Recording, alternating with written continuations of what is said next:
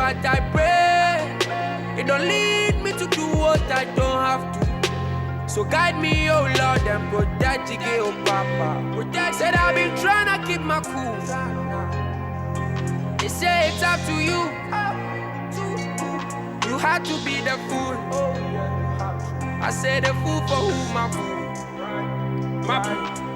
You ever see a bad man rolling so like he's no pagan, kids be so I see your close eyes, niggas be so funny. A true survivor, you can't do me no wrong.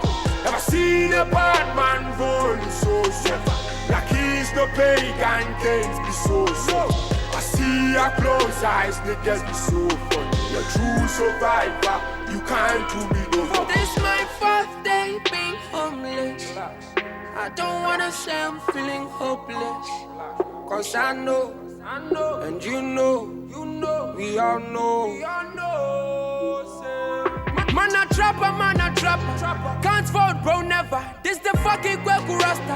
And I'm not gonna tell you another story about this nigga. No, a true life survivor. Man a trapper, can't vote bro never. This the fucking Kweku Rasta. But I'm not gonna tell you another story about this nigga. No, a true life survivor. You ever see a bad man rolling so like he's no pagan, kids be so I see your close eyes, niggas be so funny. Good morning, Trinidad and Tobago. It's another Sunday on our Dependency. Thanks for making us a part of your day. I am Garth. And I'm Natasha. Today we are taking on a topic that's right in front of us. Every time we leave our homes, every time we stop at a traffic light, every time we walk through the city, homelessness. Who are the people we pass without seeing, and what brought them there? We are joined in the studio by someone who has been in the trenches on this issue for years. Former mayor and broadcaster Sir Louis Lee Singh, now the author of another powerful new book, Between the Bank and the Gutter. He's bringing stories and perspectives that might change how we look at those living on the streets. And after that conversation, we will take a look at what's happening across the country in the news this week. Significant drug seizures in both Tobago and Trinidad, raising new questions about trafficking networks and the scale of the problem. And he'll also share a video by Joshua Hercules highlighting the growing use of cocaine among young people. It's raw, it's concerning, and it's something families need to hear. And of course, later in the program, we continue our Freedom Interrupted segment for November, focusing on modern slavery, exploitation, and human trafficking. And throughout the show, you will hear Free the Slaves PSAs as part of their 16 Days of Activism campaign. Before we move on, I would like to apologize for the song chosen this morning, which was obviously not vetted properly by us, and I take full responsibility for that. For those of you who didn't hear it, well, thank God. For those of you who did, that was in error. And we apologize to you, and of course the Telecommunications Authority of Trinidad and Tobago for letting that happen. It's first time in 24 years, and it will never happen again. So what we will do, before we go, we'll take a break, and Mr. Lee Singh, we don't want him to say a word till we return, till you hear his voice. But he's here with us. He's here in studio with us. We'll also be showing you images provided by Mr. Lee Singh of street dwellers. You may know one or two of them, you may not. The thing is, we pass them every single day on our route to and from home, to and from work, and you like I said, you must have a heart for this type of thing to even notice. Some of us don't, but I always do. There's one photo we will show you what I took. One day I was heading home and very stressed at some of the obstacles that we continue to face here at this NGO. And I was doing that little pity party thing, and my mind told me, just look to my right. And there was someone sleeping on the pavement in the blazing sun. It was about, I looked at the temperature in the car, it was about 35 that day. And he was just out on the pavement, sleeping in the middle of the day. And, I looked at it and I'm saying, Father, sometimes we complain about our situation, but look at this person here. I could have been like that. Mr. Leasing will share some excerpts from the book, Between the Bank and the Gutter, and he will tell you he has a book to give away, but you must answer two of his questions, and the book will be yours. He will leave it here for you. And I too will share excerpt from the book on a young man called Justin. The only thing is the name is different, but when I read that chapter, that was me, Mr. Leasing wrote about. You will hear all about that. Stay tuned. We'll be back with a man who wears many hats. And Dependency started under his watch 24 years ago as well. Let's go to a break. We'll be back.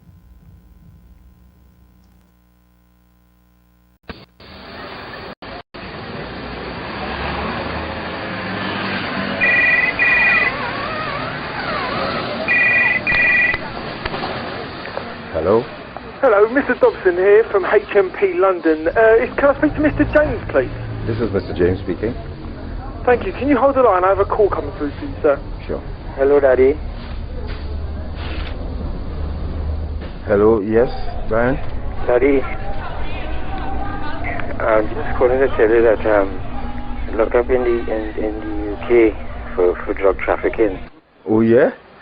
You lock up? And you tell me I was going to Tobago? And I tell you about them boy I was liming with? Well, all right. Don't drop the soap. Carry out. Eye on Dependency. Reality radio at its best every Sunday on I 95.5 FM.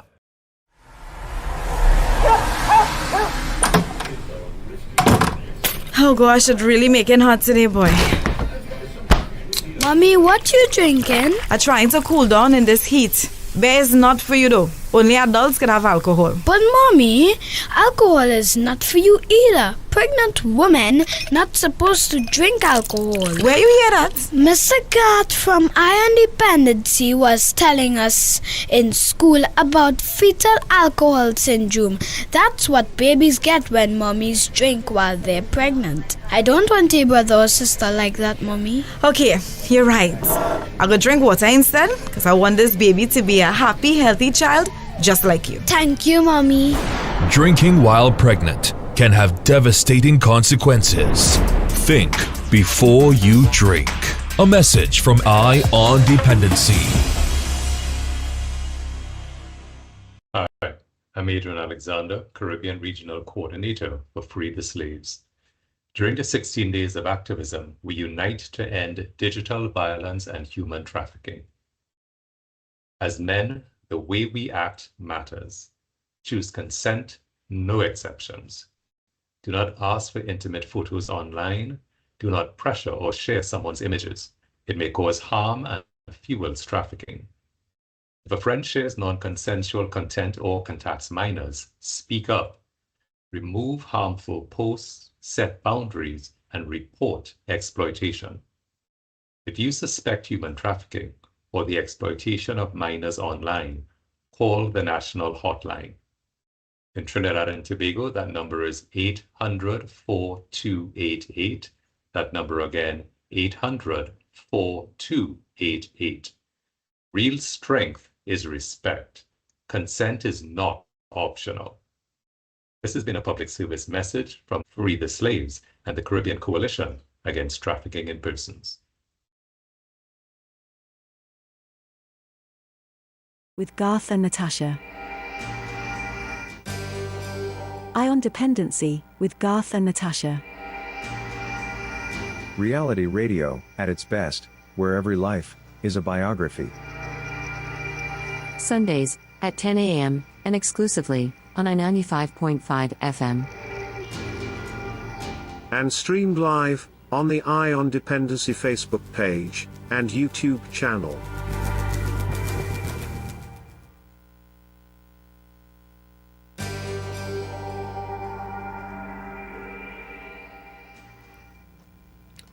Good morning, good people, wherever you might be.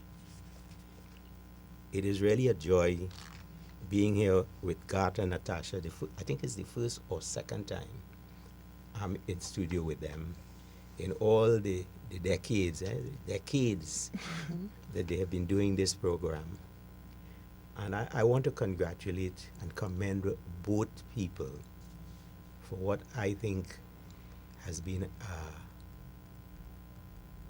an illustration in stick-to-itiveness, in commitment to craft, and in understanding that nothing good comes easy. Because when I recall the start of this program and the many twists and turns we had, the fact that the program is now surely a strong and well-established program suggests to me that it couldn't happen unless good people were behind it. And so Garth, or rather Natasha and Garth, congratulations. Thank you very much, sir. Folks, I'm reading from my book this morning. It's the fourth text I've written, but it is the second novel. It's Between the Bank and the Gutter. And if you really want to understand where the title comes from, you've got to get this book and read it.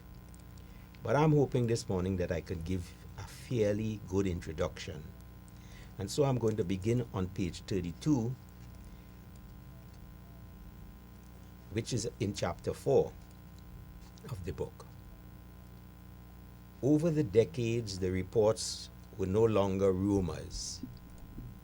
No longer rumors. As official forensic reports were completed which gave damning evidence against wrongdoers. But as Baptiste so often said, no one goes to jail in this place. Baptiste was neither a drug addict nor mentally ill. He came from the growing group of people who had left our shores as babes in the arms of their parents and grew in life to become children of illegal immigrants in the USA. In telling his story of the assets he left behind in New Jersey, USA, Baptiste spoke of New Jersey being the only world he knew. He shared his life story, which was in many ways the story of an honest life, with errors made by parents who were not sufficiently wise to manage the system and allow the system to manage their lives and the lives of their children. Baptiste was the sixth child of the Baptiste family, which had its roots in an unnamed and unmarked strip of land which bordered the huge empty water tanks which decorate the Laventille Hills and serves as a landmark to pedestrians as well as motorists. It is and has long been a place where many a young love was fashioned and fed, sometimes offering good as well as difficulty, depending on the circumstances in which the young and uninitiated lovers found themselves. The Baptiste growing family and the Baptiste's growing and hungry family, like so many across the world, found themselves in the heat of Brooklyn, New York. First, his father took off one evening, promising that he would send for the family, including all 6 children and their mother.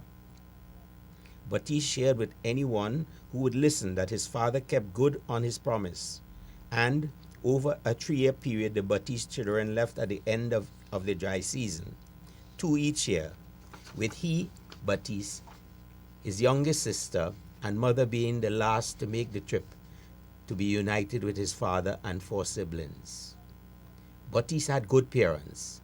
His father, a mason by profession, found good work and used his earnings wisely. The Baptiste's family did well, and soon the family graduated from being renters to owners of their own home.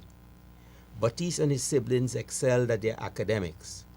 He and 3 of his siblings also boasted the Caribbean Proudness, also boasted the Caribbean Proudness at athletics, with 4 members of the family securing athletic scholarships, which meant a lesser burden on a family that encouraged enterprise in all areas of their lives and demonstrated much needed discipline to make a success of your life in Uncle Sam's spaces. In the USA, the American dream is held up as the light which keeps the uninitiated drawn to Lady Liberty, even when all the illustrations on all the doors of the USA had for a very long time read WAWCSO, which, when asked to explain what WAWCSO meant, Batiste responded with a big smile, "Whites are welcome, coloreds stay out."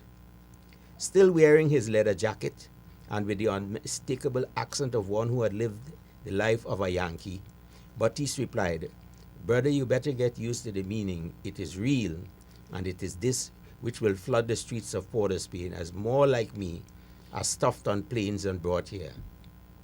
I was born here, but this is not my home. I own a beautiful 2-story brownstone in New Jersey, which I bought and paid for from doing decent hard work at the Treasury as the Treasury officer at one of the leading local transport companies. My children live in the brownstone with my wife. God bless her soul. She continues to fight to have my status and dignity restored. I don't know Trinidad. I have nothing in Trinidad. I came with my pockets empty. I have no family, nor friends, and so, like all of you, the streets I have come to embrace," he ended.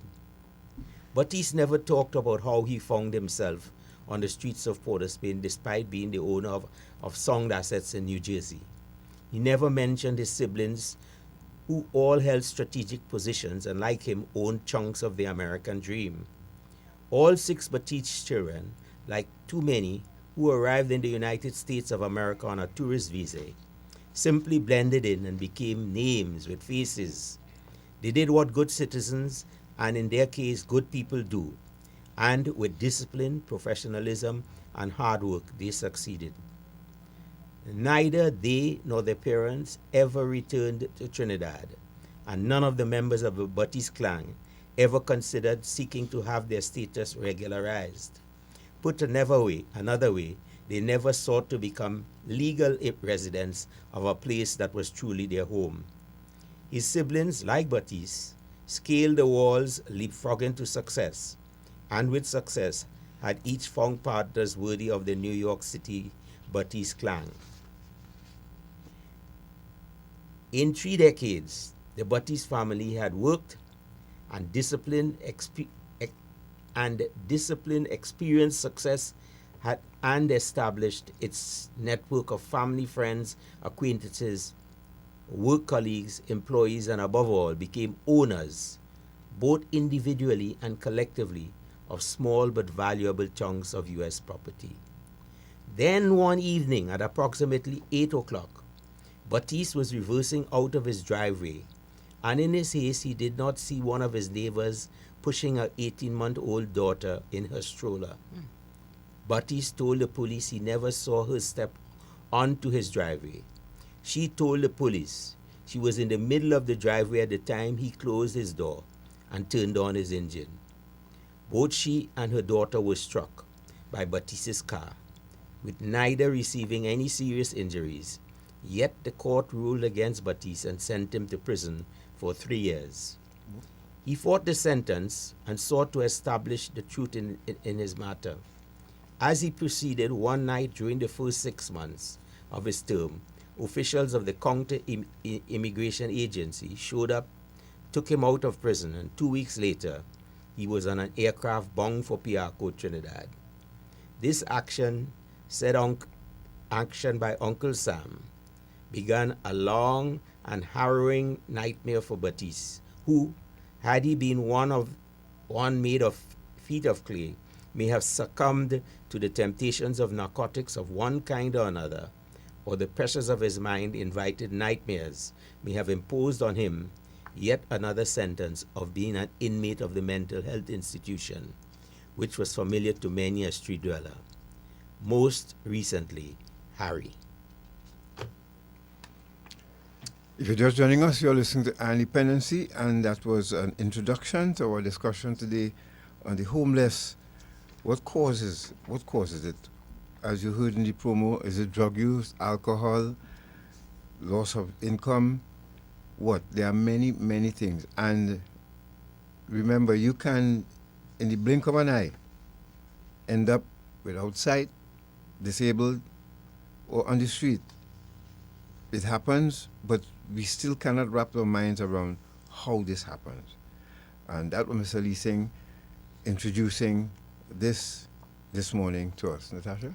That as well is a strong indication of the fact that you see people and you have no idea what they have been through. I think anybody who would have seen Batiste or heard of him or spoken to him would not have a clue of his life trajectory, in the sense of starting a completely new life in another country, and because of one infraction, having to return to a country that he does not know. And we have categories of those people here. Of because he course. wasn't on drugs, he wasn't committing any crime Of in course. the U.S. Of course. He was an accident. Yeah. And that changed the whole trajectory of his life. how are you rebounding from that? Yeah, correct. But before we go to that, Natasha, the book really speaks to people on the road, but it is also the story, it is really the story of a fellow called Harry. Mm-hmm. And if you would just allow me to read a little bit of that, and then we move forward. Now, the book begins with Harry, chapter 1. And I really want listeners to listen to this first line. Harry was the lone Indian on the block. He had joined the block at the corner of Broadway and Independence Square South 11 years earlier. He became a street dweller during the good times of the Trinidad economy. In those days, even the street dwellers had money, and some flaunted their wealth on items which brought them more grief. Harry was not one of them. He did not spend what he never had. He found his home on the streets when forced from his family's home due to illness. He spent his first night on the cold, dirt-filled, semi-damp and cruel pavement 107 meters from the corner, where pedestrians caught their taxis for various destinations and where passengers alighted from taxis coming from east, west, north, and south. They came by the hundreds, and Harry saw them all. Over the 11 years, he grew to know their faces, he knew where they worked, and he had become familiar with each peculiar uniform and the business place to which it belonged. He remembered each color, and he remembered the faces which carried the colors, and above all, he remembered the scarcity of smiles. These days, he noted that just as the money had dried up in the city and country, so had the people's smiles disappeared. He had become used to being invisible and unseen by the thousands of eyes who looked at him, but never saw him.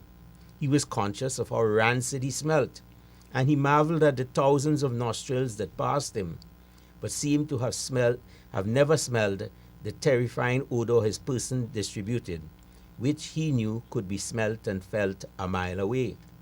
Harry had grown to enjoy his power of being invisible over the years.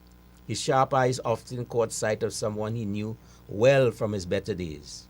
And though the person knew him up close and personal, the person never saw him, as the person, like so many, could not see a ghost. They never saw him as a real man, a real person, who through no fault of his own now found themselves on the streets of Port of Spain, eating out of the garbage, street dustbins, and the drains of the city. The same city that so many boasted of being the Jewel City. Harry was one of 400 plus street dwellers who roamed the streets of Port of Spain. After his years on the streets, he prided himself as being one of the senior owners of the pavements. He called the pavements footpaths and he took ownership of that small area of the footpath of Broadway West under the awnings of the Canadian Bank. He ensured that no one, regardless of size or demeanor, or any of the armor he and his band of street dwellers carried on their persons for self-defense against each other or the more heinous two-legged who roamed the streets of the city both by day and night, but more so at night, preying on anyone who perceived to be weaker than themselves. He saw to it that no one took advantage of the man Harry. Harry carried his worldly possessions inside a used onion bag.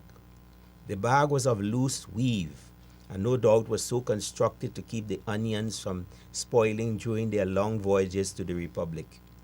He got the bag after having convinced a sister at the Roman Catholic shelter that he needed a bag to carry his things, as he described the used t-shirt and a three-quarter pair of pants, along with a hairbrush he had last used so long ago he could not remember.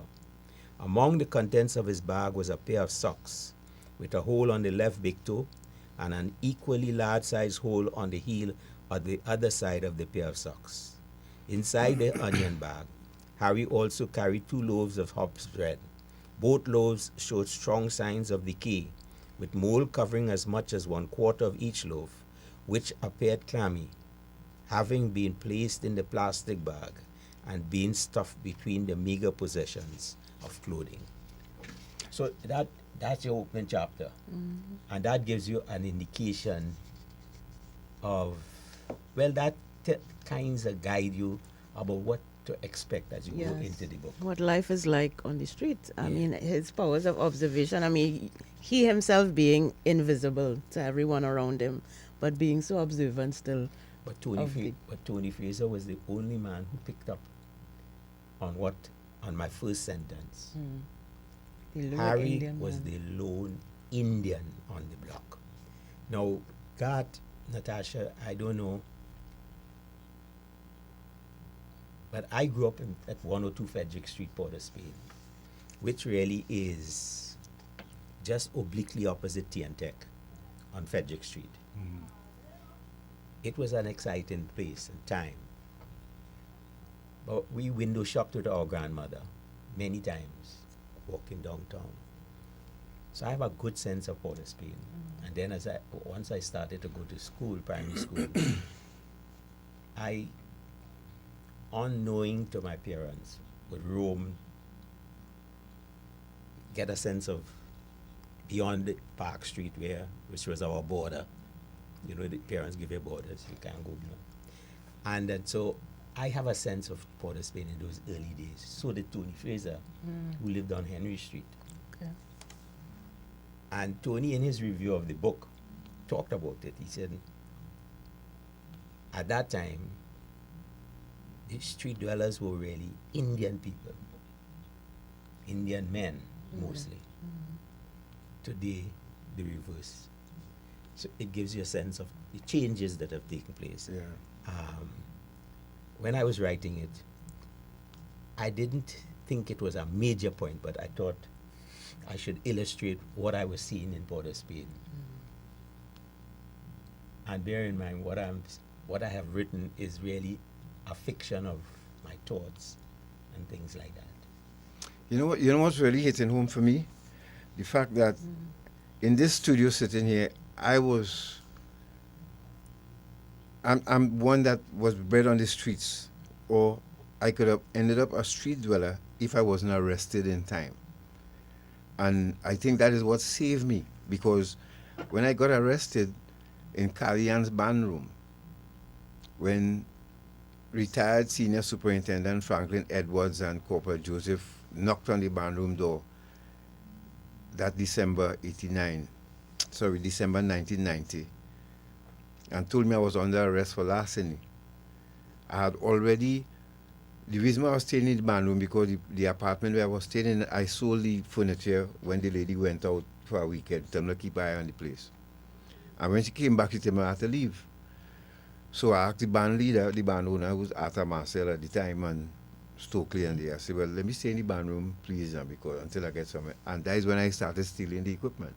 Now, if I wasn't arrested then, I had no place else to go after that but the street.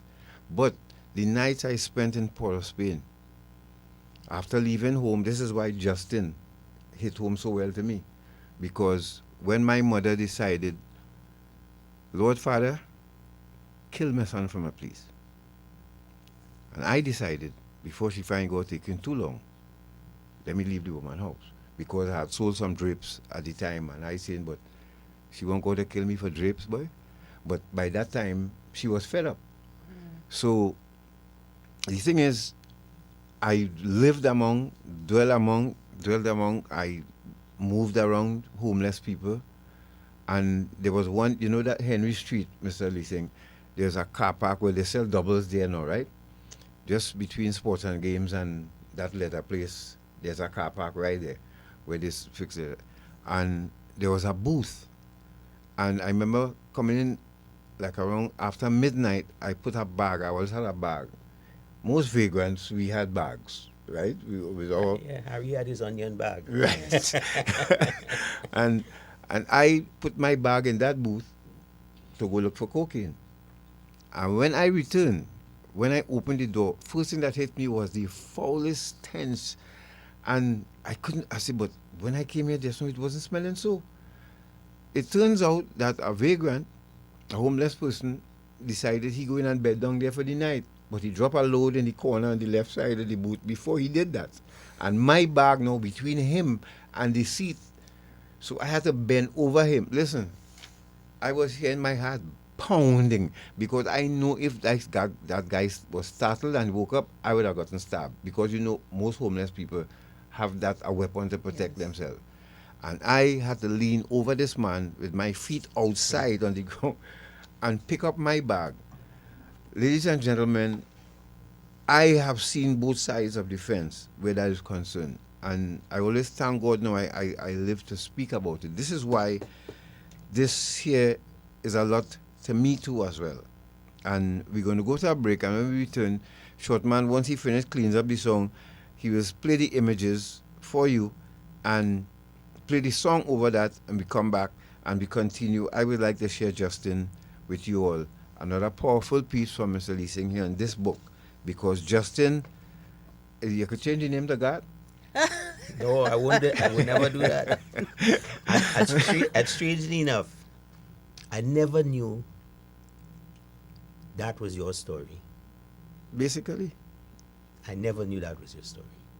I mean, I knew your story. Right. But the details, I never knew. And the encounter with my mom. Yeah. And Justin's mom is the same. You know, it's just that she tell him, she outright, she didn't ask God. She said, I ain't going to do it. She... Short man, let's go to a break. If you're just joining us, you're listening to Dependency, and we're having, for the first time on Dependency, a reading actually, and Mr. Lee Singh is sharing. I feel honored. The bank, between the bank and the gutter. Very powerful, and you should get it. And of course, Mr. Lee Singh will give you all the details on how to get that before we wrap up. Okay, so let's go to a break. We'll be back. My name is Ronald Lester, and my story is an altar story. You know, there are things I cannot do. So, like the other day, I had a challenge when I go to the bank. They give me a form and they just give me the pen and the paper, and it's like, I said, and you know, and you know, if you don't know how to read and write and spell and thing, you will have trouble from the beginning. You know, you just feel that type of way, frightened, embarrassed, you know, scared. But then right now, the teachers are very wonderful. The volunteer teachers, the tutors are very wonderful. They help us. You could come to them anytime. You could call them and have a conversation with them, and they will be willing to relate to you, which is one thing I love about the altar class. And the next thing I love about it, it's free. And I want to go and do a little computer course and thing after to learn to use computers and stuff, because we're in the age of that right now. So you have to up yourself from where I was to where I am now. I'm so proud of my own self. Are you 16 and over? Your story can be an altar story. Free spelling and reading classes.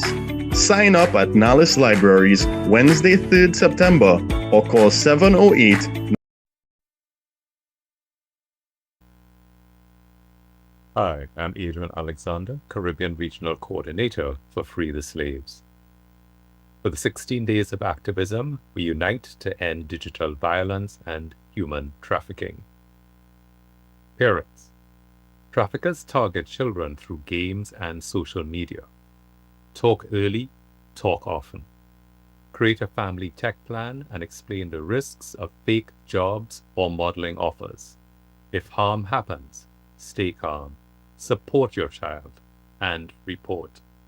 Call the national hotline in your country. In Trinidad and Tobago, that number is 800-4288. That number again is 800-4288. Unite to end digital violence and human trafficking. Safe homes, safer screens. This has been a public service message for Free the Slaves and the Caribbean Coalition Against Trafficking in Persons.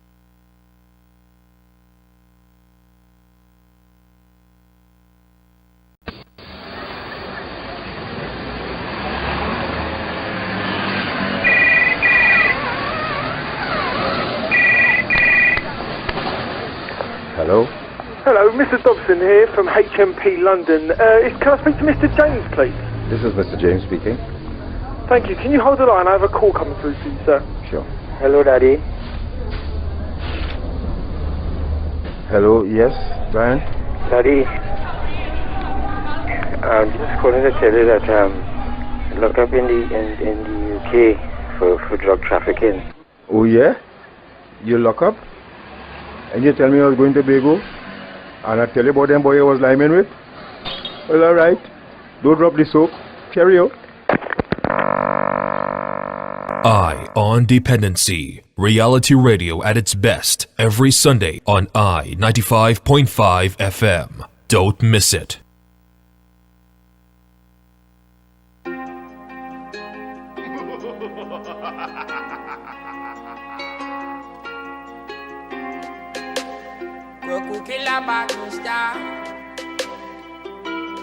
I'm at my downest in life, and now be homeless for a while.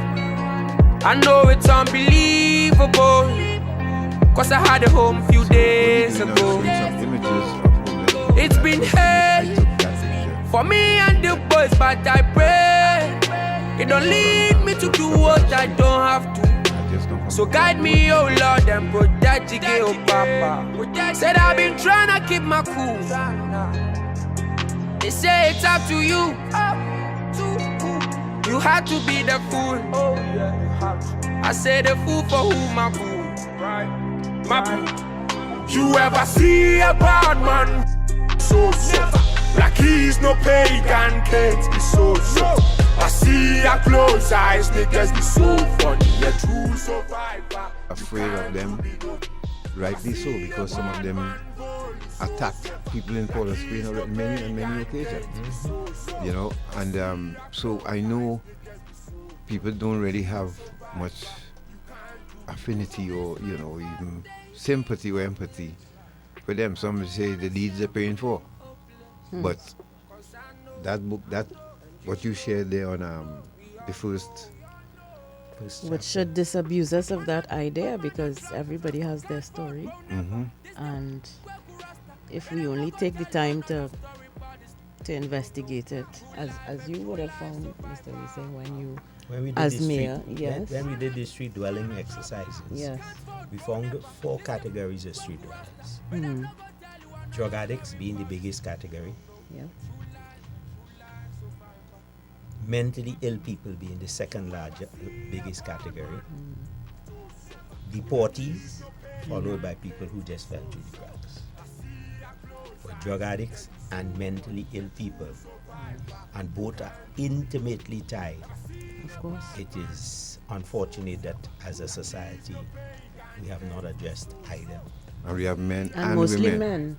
But mostly men. Yeah. Because there's a woman we just saw there lying on the on the people. And it's sun, Mr. Lee, saying in the sun, sleeping. You know, it's... But God, in the book, I've talked about 2 people who occupied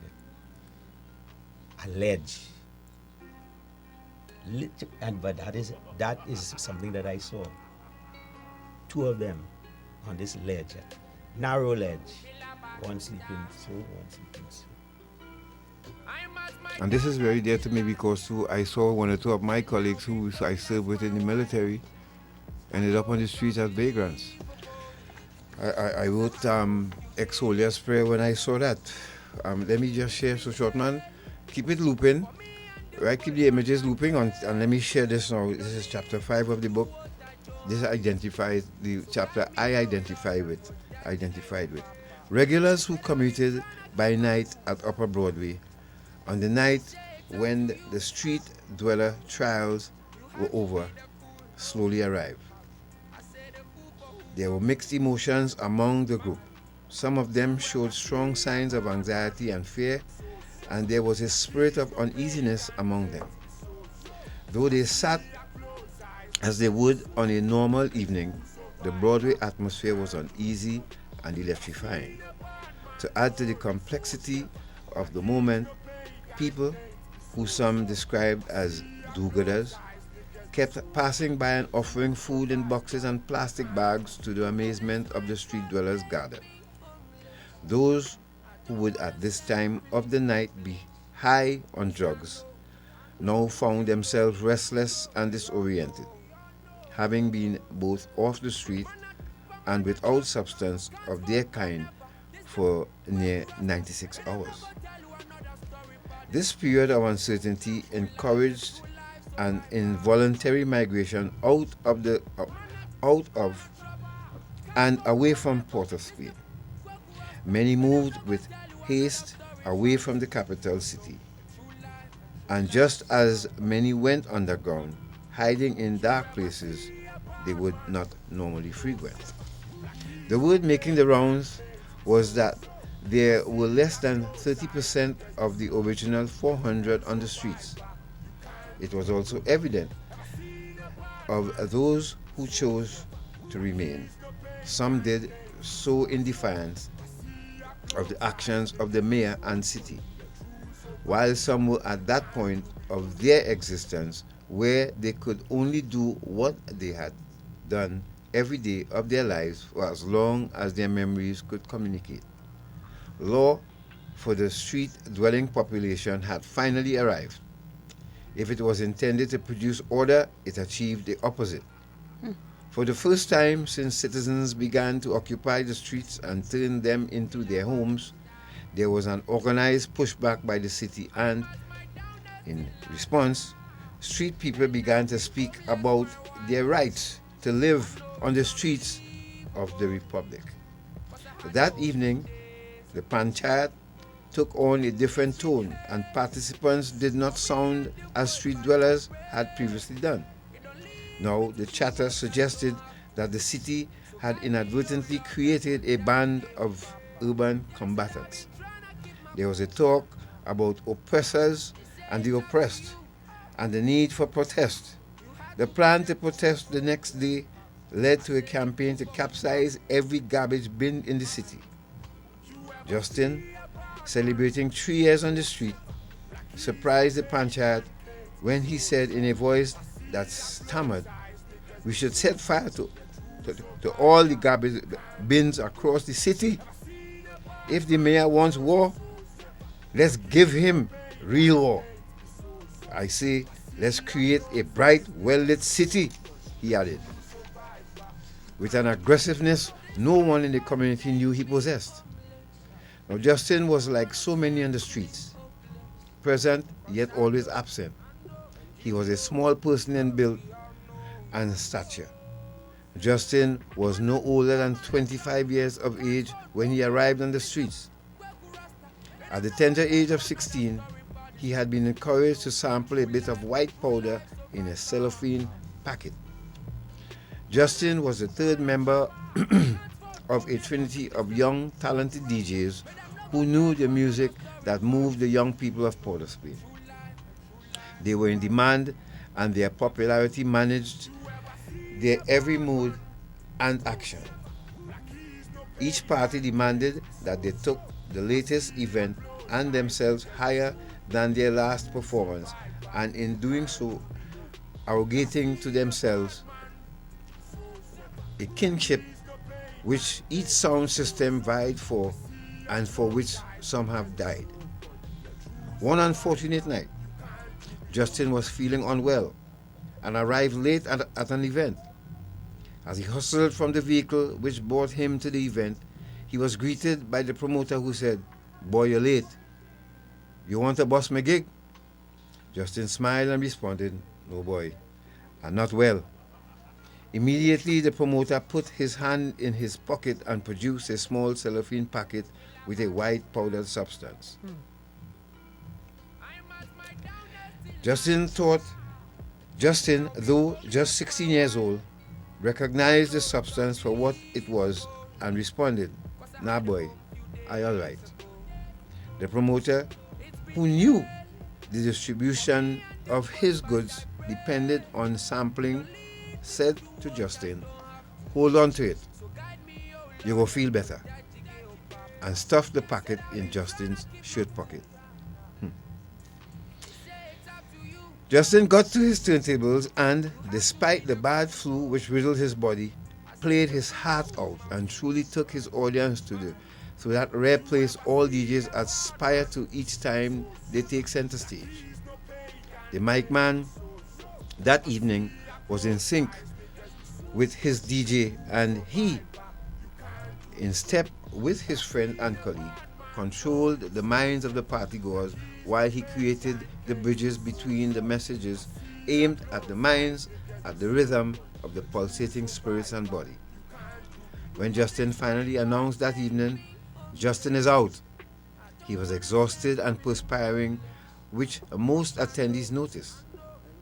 He was burning up with fever and hurting with headaches and pain in all his joints. He had contracted the dreaded tropical Zika virus. His exit from the event was as quick as his arrival. He left without saying goodbye to anyone, and by the time he arrived home, he was feeling at the end of his world. He remembered the cellophane packet with its white powdered contents, and though he knew of the likely consequences, having discussed this matter at home, at school, and at church, he was driven by some force of evil, under some ill-directed belief that he would feel better. Opened the envelope, put it to his right nostril, and inhaled not only the contents of the packet but also his freedom as he cherished it. Within moments, he fell into a space he had never been and was never able to locate since. He begged, borrowed, and stole as he attempted to find that ever so beautiful space, and even though he could never find it, he continued searching. It was his relentless search that had caused him the grief he had endured for the past 9 years. The pursuit to both locate the space and immerse himself in it once more caused him to sell everything in his mother's home, even things she bolted to the walls and locked in drawers, and hid in a safe she bought at local member store, thinking that at least her wedding rings, among other small valuables, would be secure in the safe. Justin not only surprised her, but broke her heart as he stole the safe, forced it open, and traded its contents for the equivalent of 2 less than normal junior highs. Having come to the realization that her safe was gone, as were most items of any value in the home, she arrived at the hurtful but pragmatic conclusion that Justin she had given birth to, mothered and cared for, no longer existed, and therefore the Justin at 16 going on 17 could no longer remain under her roof. She packed the clothes he had left, clothes he had not sold, into an old suitcase, woke him from his sleep of his high, took his hand and gently ushered him to the rear door of the house, handed him the suitcase, and said to him without emotion, "Justin, I don't know you. You do not belong here. You cannot live here. You must leave now and never come back." If you step foot on this property again, I will call the police. And if the police take too long to come, I will kill you myself. Now go. You are not welcome here.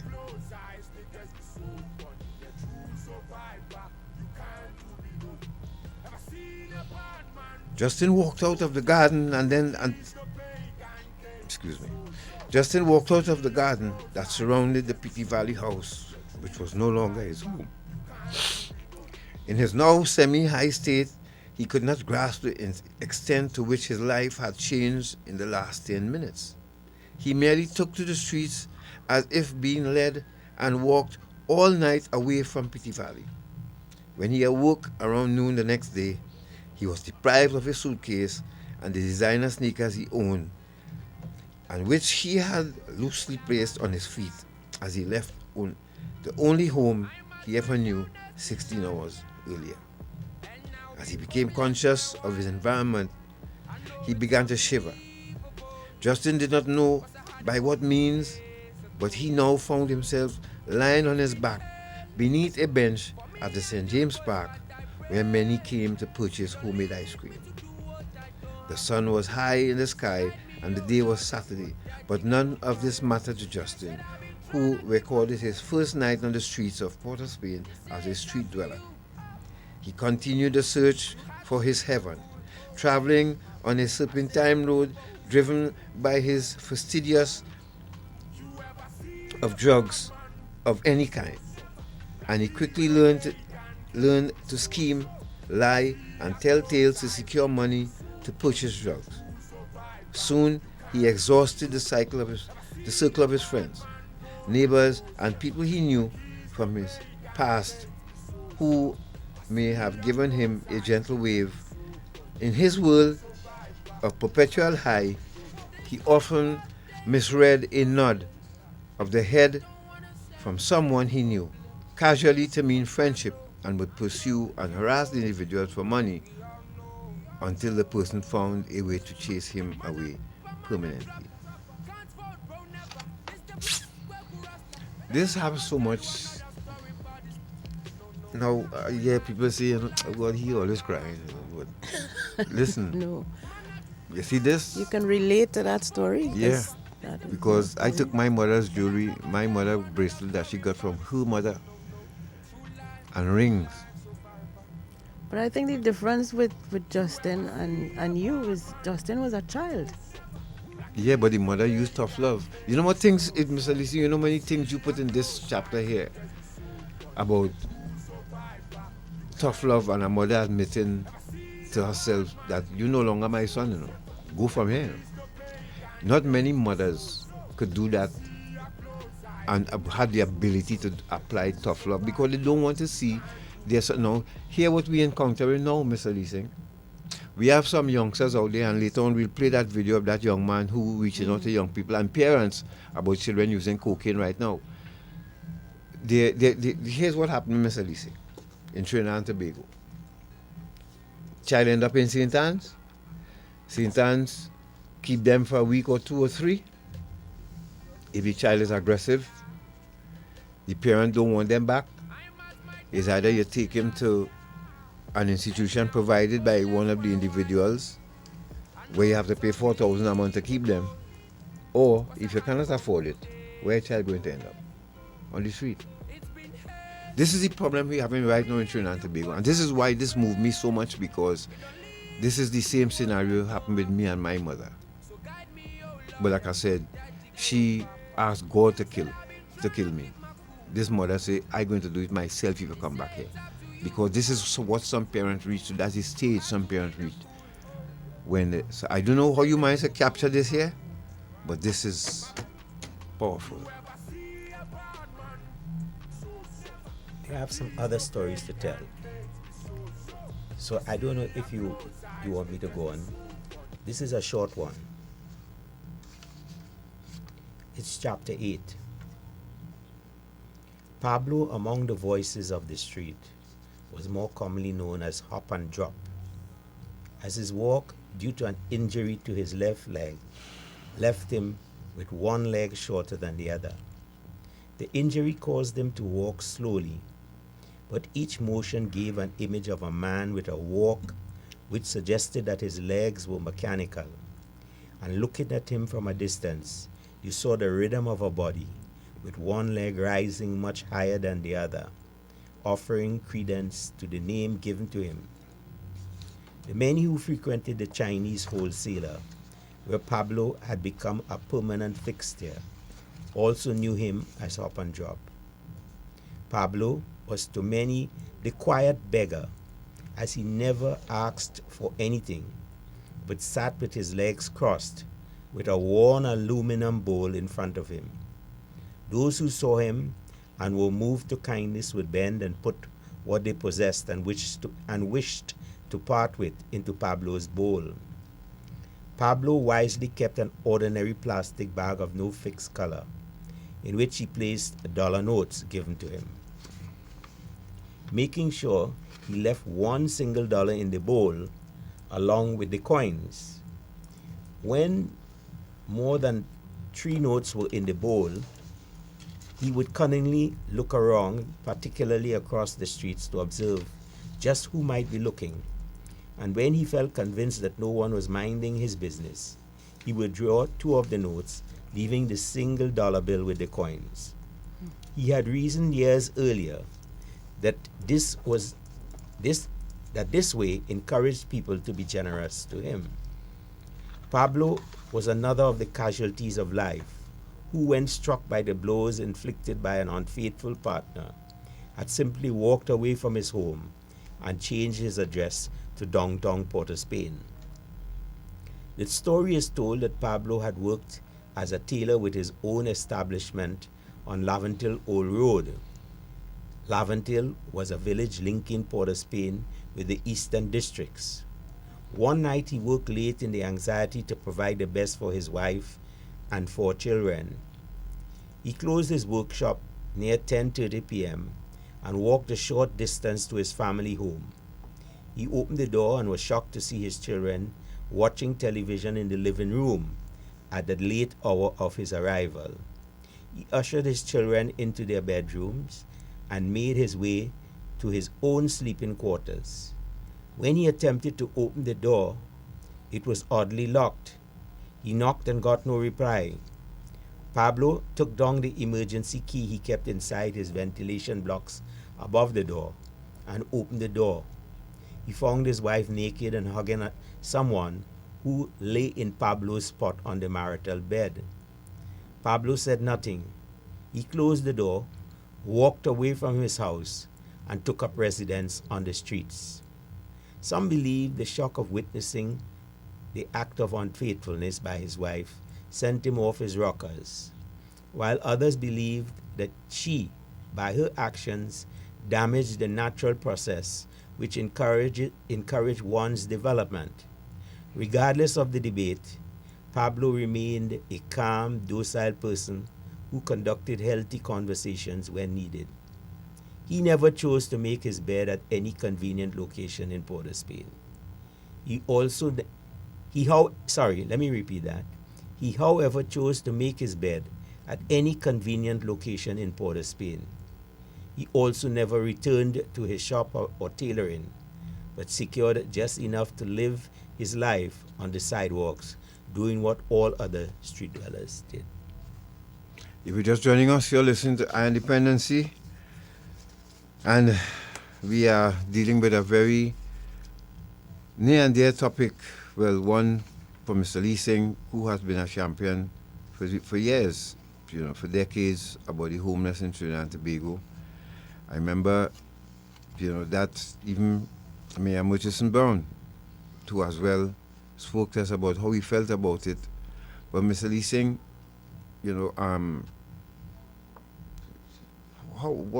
what made you so passionate about it? Did you have anybody in your or close to you or family or anything, or is just that you had a concern for your people? Everybody on the street, of Port of Spain troubled me.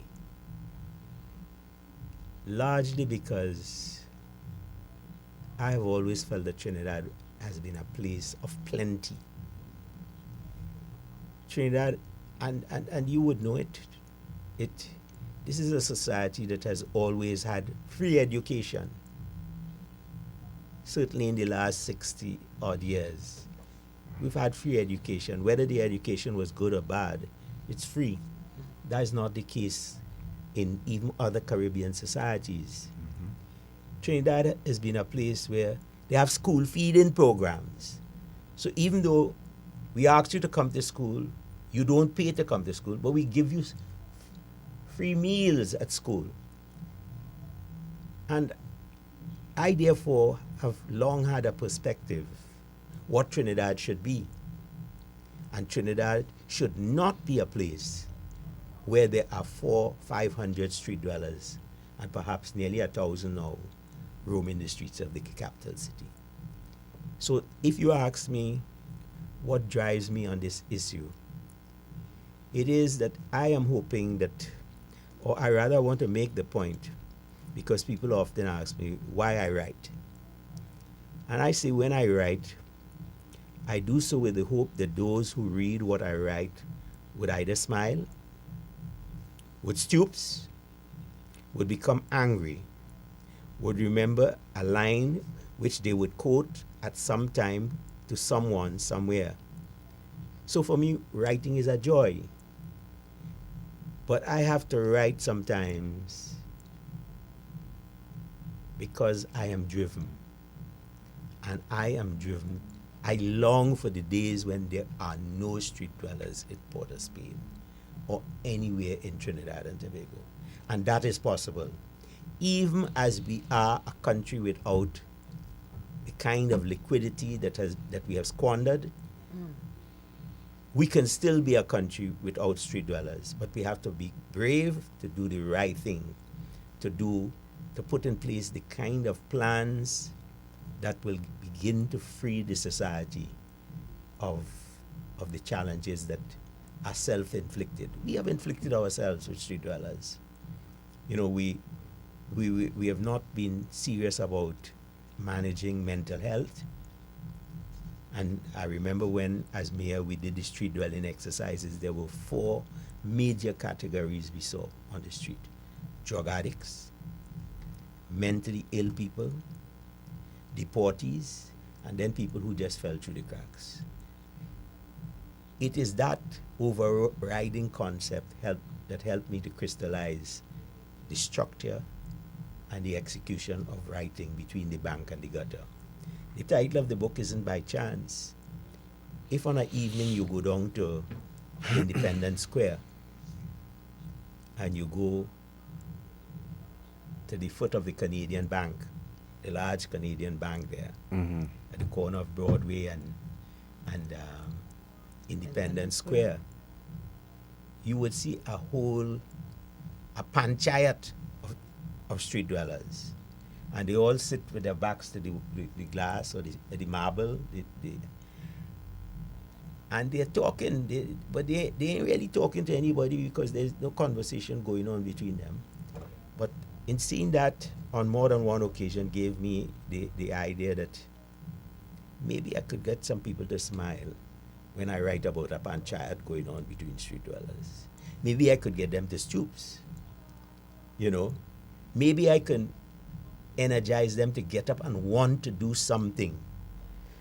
Now, some people ask me, what will you do? I would find, God, Natasha, I'd find 50 acres of land somewhere. I'd triple fence it, barbed wire. I would re-establish the laws in a serious way, which says that if we catch you on the streets more than 3 times, we bring you before, and you're before the court. The magistrate has the authority, the law must give the magistrate the authority to ask for a proper tracing and a proper file. And when that is done, the magistrate must now be free to remand you to street dwelling, to the street dwelling center, not what the last government was thinking about. because it's a long open patch. Because street dwellers, if you look at them, they want to be in open air. But it allows us to begin to really rehabilitate the people in an organized and humane way, so that you create I don't want to say homes, but accommodation. Accommodation, Natasha, you got it right. You create the kind of accommodation that is conducive to rehabilitation, and you provide for them meals, etc. But you also provide developmental initiatives. So if somebody want to plant, find out that, look, well, I could go and plant tomatoes there. You must be able to help them. And we may well find that coming out of that, we would get some technical people back on their feet. We might be, upsetting some of the suppliers, because they are the ones who are driving the chaos that we see on our streets. And I'm saying we had to do something revolutionary. We cannot do it the way the textbook said it should be done, because this is no textbook thing. And you would know it from your own experiences. Yeah. That no textbook could have helped you. You had to help yourself. Yeah. And so that is why when I wrote, if you read the book is in the main protagonist is a fellow called Harry. And Harry we start off with him being the lone Indian on the block. But Harry goes to mental health because they pick him up, because one day he's agitated somewhere in Port of Spain and he attacked somebody. And it wasn't the police who restrained him, it was the taxi drivers who were familiar with Harry as a docile man on the street. But that day, his mental illness took a different turn, and they held him, handed him over to the police. The police took him to St. Anne's, and Harry was lucky that he met at St. Anne's health caregivers who understood he needed help. He needed special help. And they worked at him, and when they thought he was ready, they asked him, do you want to go home? He said, yes. They said, all right, so what's your address? Tell them Frederick Street, Port of Spain. No, but Harry worked his way. At the end of the book, he is reunited with his wife and 2 children. They meet at Maracas Bay for a picnic for the first time. But at that point, he had begun to study law. Why did he study law? Because he was in the courts when the mayor picked up all these street dwellers, and he saw the weaknesses in the system so he decided, and he's pursuing law. So I'm saying to you, the book is not just about the heartbreak of the street dwellers. The book also tells of the redemption and the sweetness that life has to offer anybody if you work hard at it. For example, Bati's wife finally succeeds in New Jersey, and he's able to go back to the United States. So the parting between he and Harry is very emotional in the book, and it goes on and on.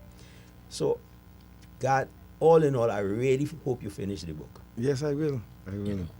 It's just that in between, I get some flashbacks of things, and I just, apart from what we're dealing with right now with our NGO and trying to keep this program going, it's a lot of things. So anytime I come up to, you see like how emotional I got reading about Justin, because it reminded me of what I experienced with my mom. So I try not to, encamp myself too much with that, having what we did, but you already did something here that moved, and people, you should really try and get this book, because even if it's just in preparation or prevention, I should say. And we're going to go to a break, short man, and you're going to run that reel again with the song, the Homeless song. And of course, we will share with you the work of the police, and play that Joshua Joshua's video for you, and then of course we take some calls. We have Freedom Interrupted to share with you. Mr. Lee Singh will take a break then, and we come back, take some calls. So let's step on the gas. Two Tobago women held with cocaine. The amount of cocaine that these people were held with is unbelievable. And Mr. Lee Singh, there was a story of an SRP who took the gold chain off his daughter's neck while she was sleeping. His daughter, his niece, something, but there's a relative. His daughter. His daughter. Mm-hmm. It reminded me of what Errol Fabian shared with us when he took the gold chain off his daughter's neck to go and pawn it. And the earrings. But I'm looking at the guy's face and I said, but is that he just started using drugs? He's not using it, but his problem could be gambling, because this is what we do. You know, we prey on our relatives first before we start going outside. And Errol did the same thing with his daughter. I did the same thing with my mother.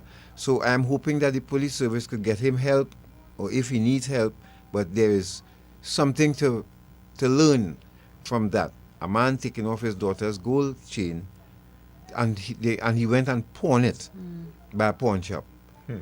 That's what I did with my mother's bracelet. And long time gold was different and all, right? Yes. She had one of those rings with the rose.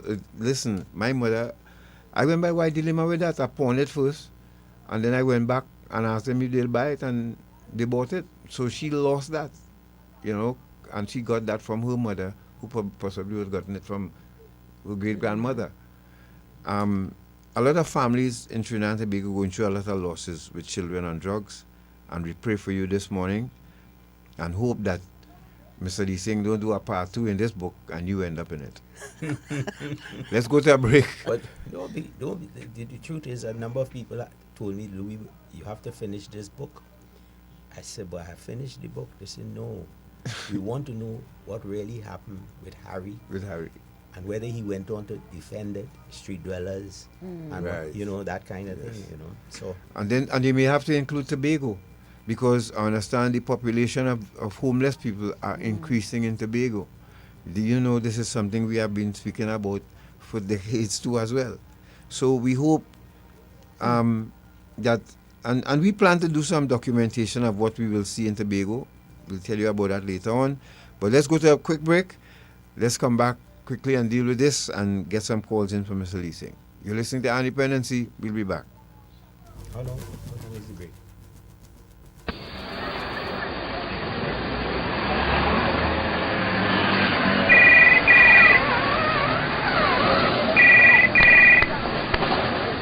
Hello?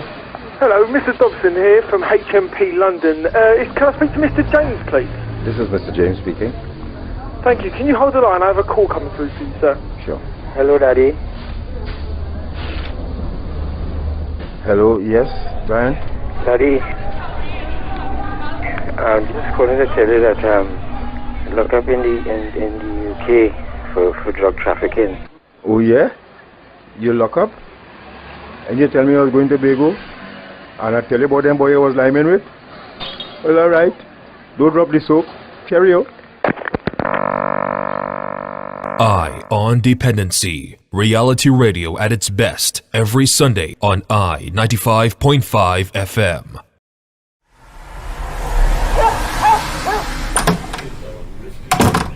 Oh gosh, it really making hot today, boy. Mommy, what you drinking? I'm trying to cool down in this heat. Beer is not for you though. Only adults can have alcohol. But mommy, alcohol is not for you either. Pregnant women not supposed to drink alcohol. Where you hear that? Mr. Garth from Dependency was telling us in school about fetal alcohol syndrome. That's what babies get when mommies drink while they're pregnant. I don't want a brother or sister like that, mommy. Okay, you're right. I'll go drink water instead, because I want this baby to be a happy, healthy child just like you. Thank you, mommy. Drinking while pregnant can have devastating consequences. Think before you drink. A message from I on Dependency. Hi, I'm Adrian Alexander, Caribbean Regional Coordinator for Free the Slaves. During the 16 days of activism, we unite to end digital violence and human trafficking. As men, the way we act matters. Choose consent, no exceptions. Do not ask for intimate photos online. Do not pressure or share someone's images. It may cause harm and fuels trafficking. If a friend shares non-consensual content or contacts minors, speak up. Remove harmful posts, set boundaries, and report exploitation. If you suspect human trafficking or the exploitation of minors online, call the national hotline. In Trinidad and Tobago, that number is 800-4288. That number again, 800-4288. Real strength is respect. Consent is not optional.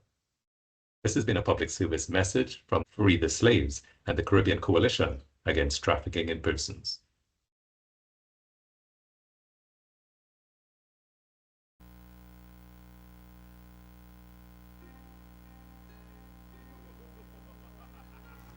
Thank you for staying with us. This is Eye on Dependency, and we are speaking about homelessness with Mr. Louis Lissing, who will be rejoining us in a second. And we're talking about his book, Between the Bank and the Gutter.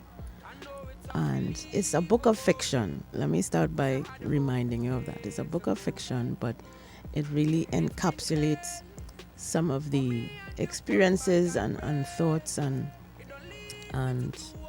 motivations that Mr. Lissing has had during his tenure as the mayor of Port of Spain, and the exercises that he did with homeless persons during his tenure, and what he learned about that population of people on the streets of Port of Spain. Could we, Natasha, excuse me, could we go to Freedom Interrupted while we wait on Mr. Lissing?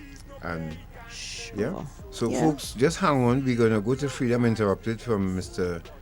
Adrian Alexander, and then we come back with Mr. Lissing and take your calls, and of course give you some good news of the work of the police as they did, and then that video from that young man. So let's go.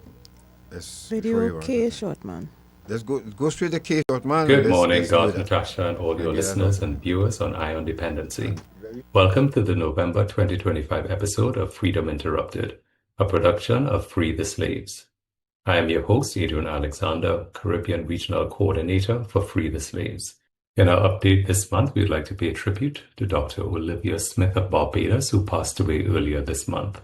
Olivia was an international human trafficking and public policy expert and a strategic advisor with over 15 years' experience in global governance, migration, justice reform, and anti-human trafficking. She led programs at the United Nations Association in Canada and held various roles with the CARICOM Secretariat, International Organization for Migration, the American Bar Association Rule of Law Initiative, and other bodies.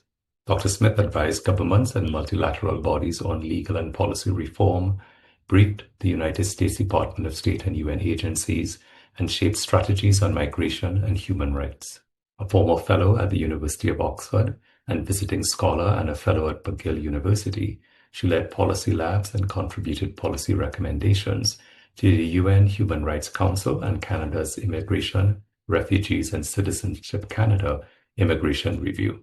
She held a PhD in political science, an MBA in human resource management, and certifications in Lean Six Sigma and stakeholder engagement. Olivia served in advisory roles, including to the Commonwealth Parliamentary Association and Amnesty International Canada. She was a friend of Free the Slaves, having helped plan and spoken at our Freedom from Slavery Caribbean and North American regional forums. She was also a valued member of the Caribbean Coalition Against Trafficking in Persons and served on the planning committee for our 2025 Caribbean Anti-Trafficking Conference held in July. She not only presented at that conference, but also played an important role in developing the agenda and compiling the final report.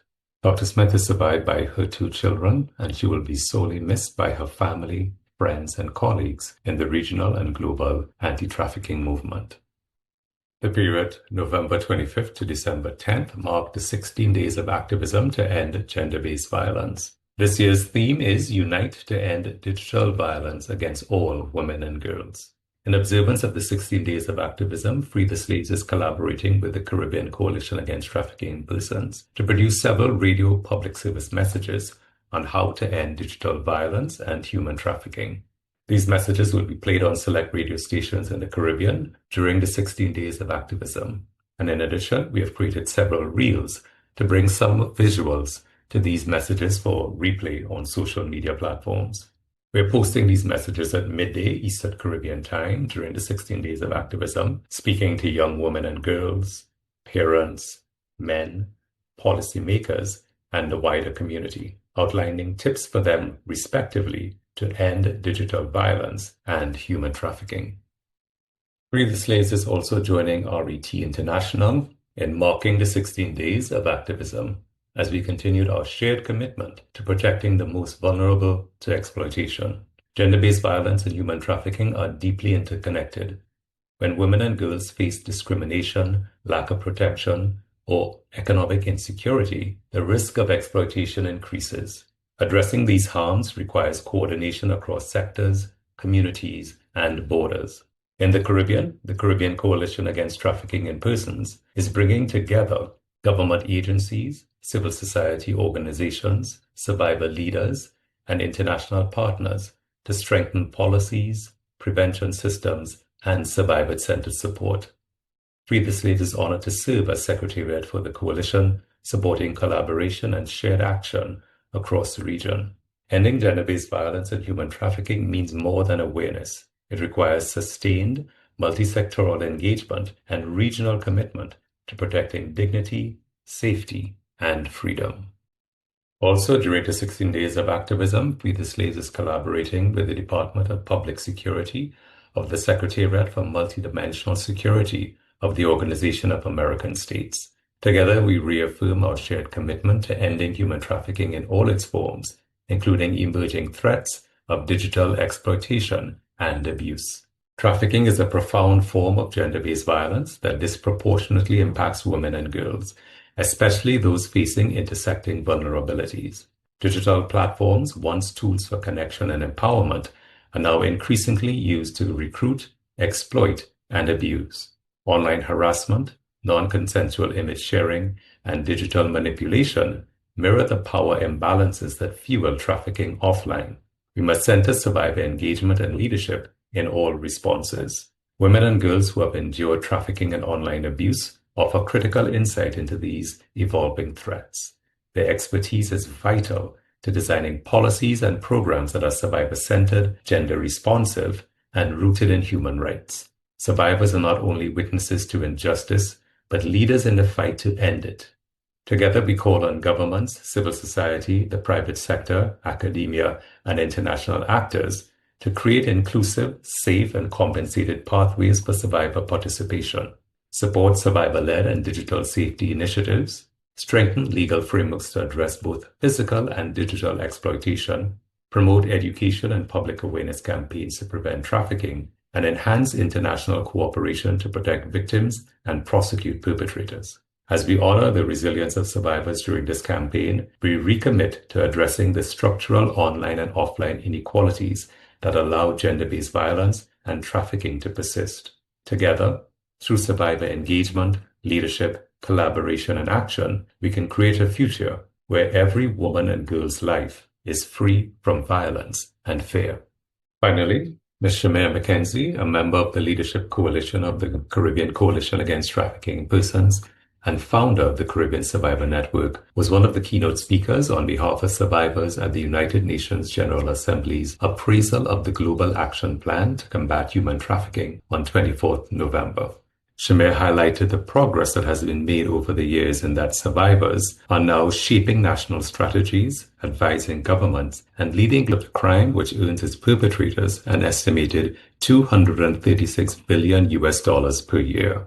She also said Ms. McKenzie emphasized that survivors do not need sympathy. They need systems that honor their humanity and dignity and believe them and walk alongside them.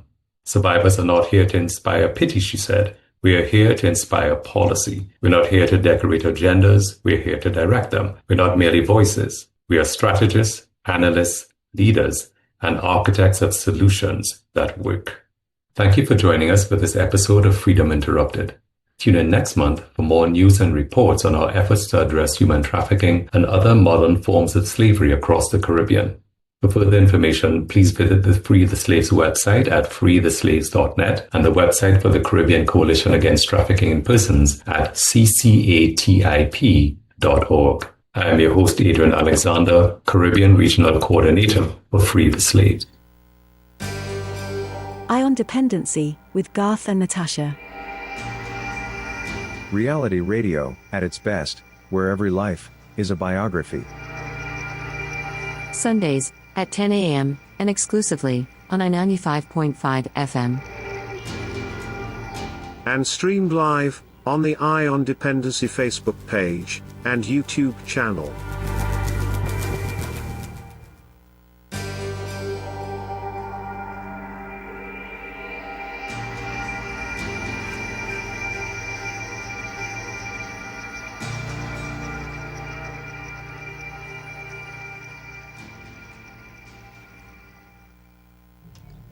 All right, thank you for staying with us. And that was Mr. Adrian Alexander. Thank you very much. He's a partner, stakeholder of the Counter Trafficking Unit of Trinidad and Tobago, the Ministry of Homeland Security. And they're giving you a step-by-step on what has been happening, human trafficking and free, as he said, free the slaves. We have, and let's go to Natasha. Yeah, so now we want to share with you the video from Joshua, which was shared on his account on TikTok. Joshua Hercules, I believe his last name is. Now, this is a young man who has experienced some things in his life. He's now turned his life around. He's an entrepreneur. He does gardening and he sells fruits and vegetables, and he has land that he works on.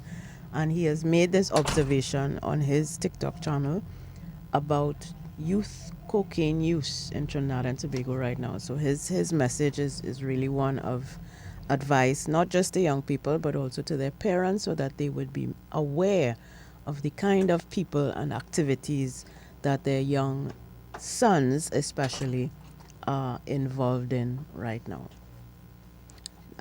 Video J, short man. So listen to this young man, and I want all you parents out there to listen to this young man, please. Whether you're friend or foe, this concerns you. It is real. He's not making this stuff up, and maybe if you hear from him, you may believe. Okay, so let's go to it quickly.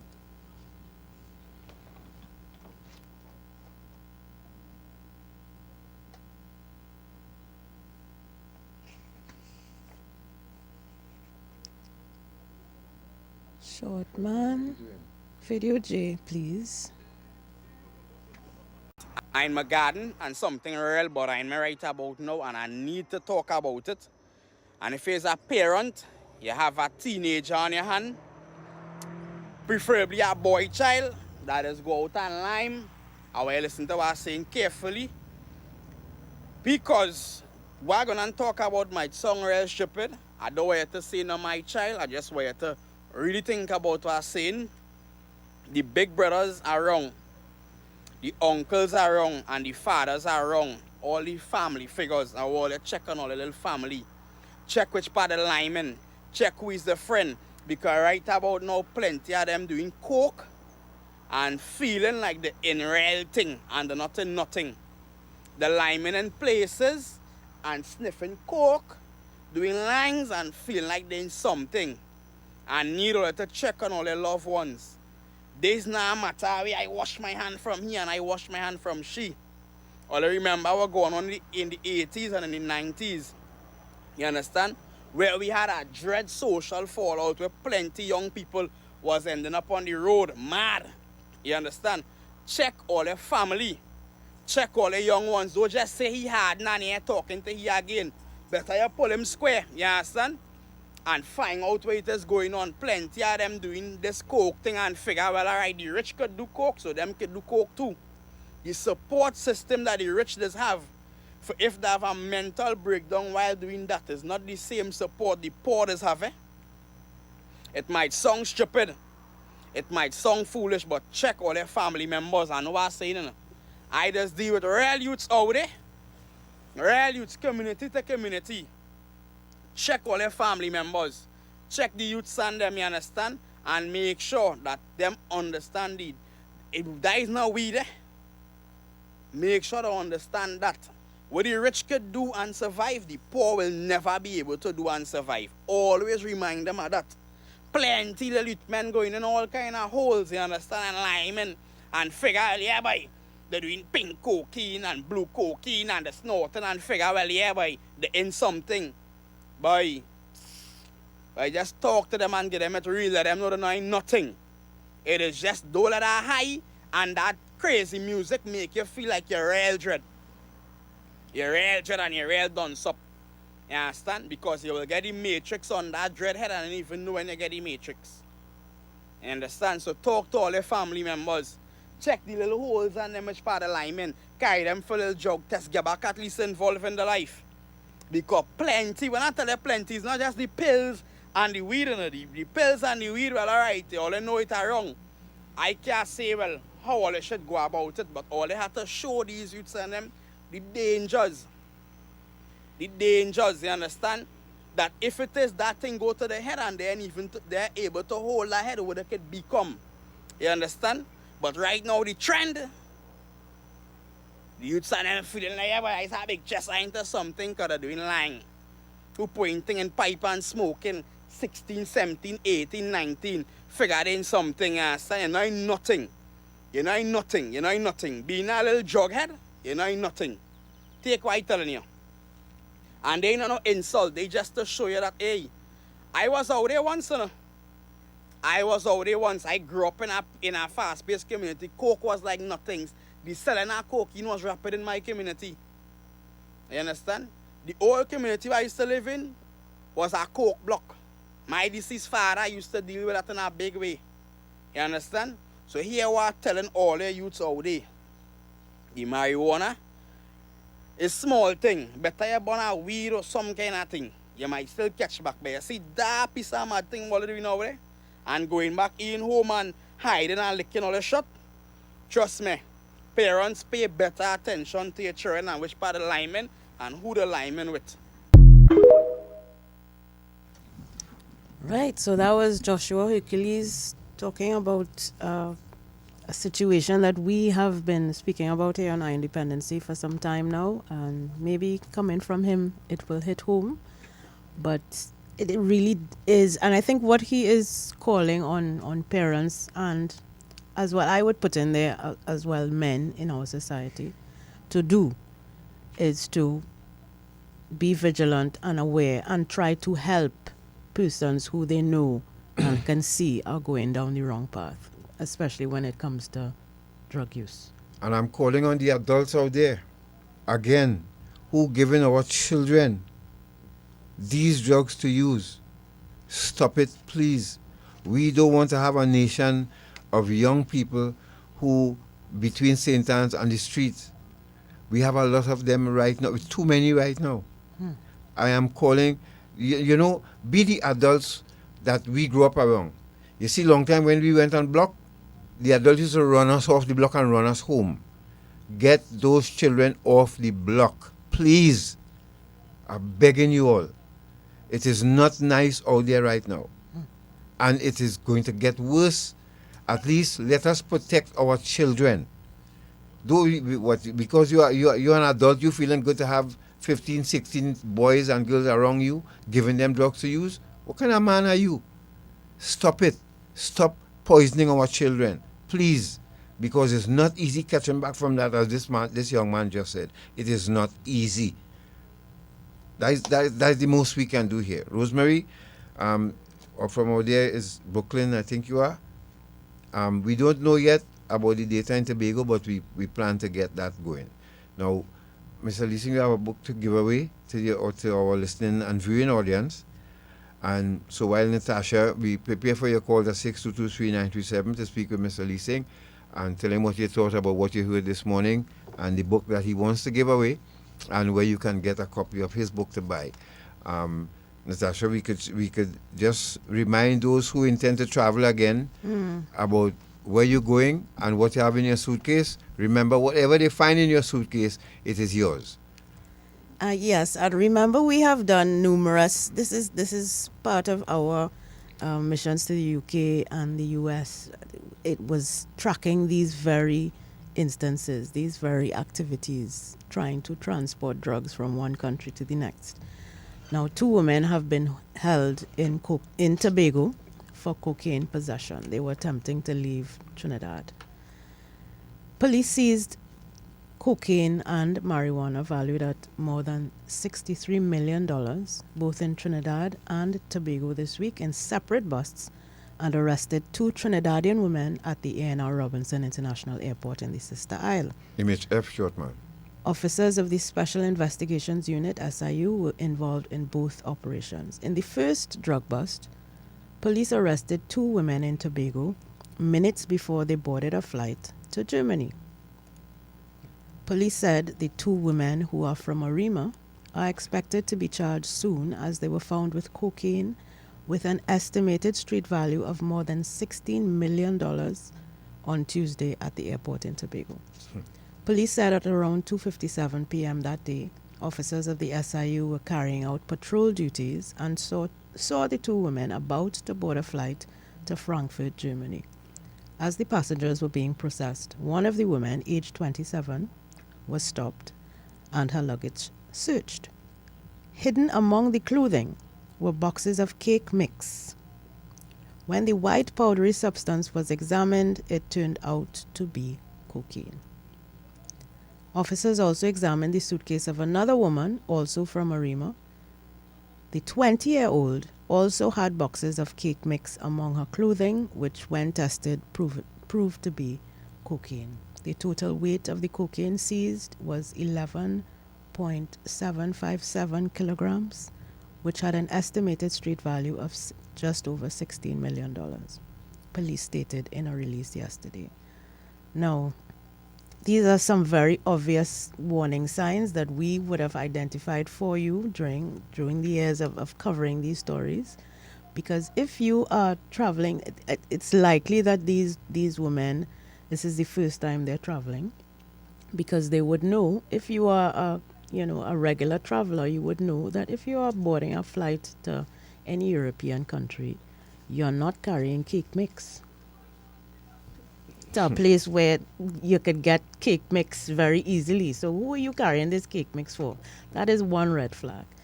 And 2, if it's your first time traveling, you're gonna be nervous, you're gonna be jumpy, you're gonna be a target for people. So whoever set these young women up to get caught with cocaine in their luggage, I hope they find you too, because these young women now are for the high jump. Oh yeah.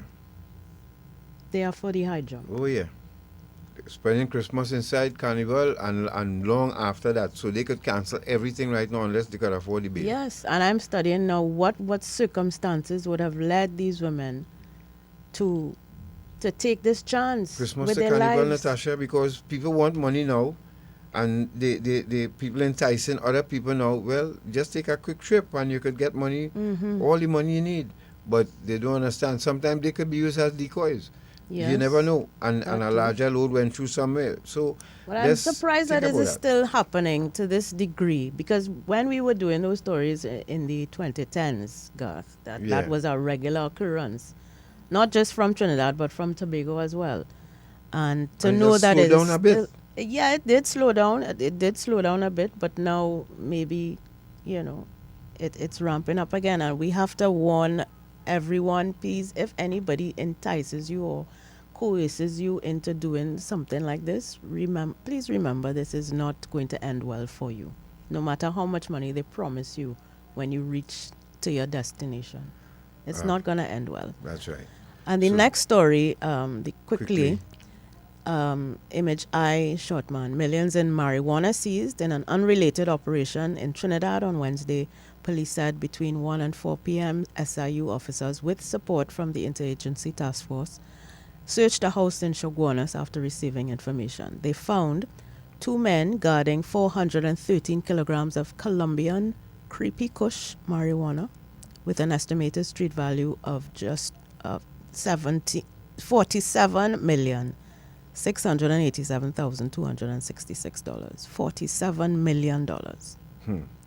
It was found in 10 crocus bags and 5 garbage bags. The search was carried out under emergency powers regulations amid the ongoing state of emergency. This creepy kush got Colombia, where Colombian creepy kush marijuana. As the name implies. Not creepy. Venezuela, Colombian. Okay. Well done to the police. Well done to the police, especially that cocaine bus. Could this be the strain that is sending a lot of persons to? But you see, we're not collecting any data on it, so we wouldn't know. You know. So, Mr. Lee Singh, back to you. You know, these are some things you have to take care of on our program, as you may be well aware. If you're just joining us, you're listening to Dependency, and you can call us now at 622-3937. Mr. Lee Singh, you want to tell us about this book that you want to, the one that you would like to give your away. callers to have in their possession? Okay, folks, I'm really being blessed to be able to have written 4 books. The first book is Local Government in Trinidad, Conspiracy Against the People. The second book is I Used to Live in Heaven, Letters to My Granddaughters. This book was intended to assist all granddaughters in understanding from whence we have come over a long period and how we have fared. It's a book that captured a range of things. There's a story in this book, for example, an honorable doctor murdered. And it's really about a very special doctor, a fellow called Dr. Henry Thomas Carrington, whose son